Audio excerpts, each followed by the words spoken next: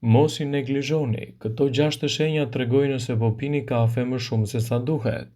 Ekspertët tregojnë që nëse trupi juaj shfaq këto shenja, duhet të evitoni pirjen e kafes. Problemet me stomakun dhe zorrën e trash. Kafeja ka efekt laksativ, nxit prodhimin e hormoneve që përshpejton aktivitetin e zorrës.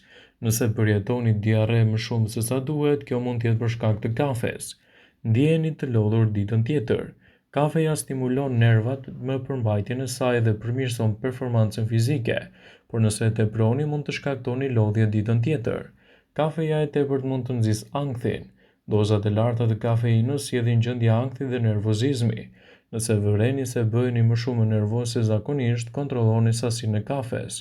Pagjumësia mund të nxitet më shumë nga sasia e tepërt e kafeinës.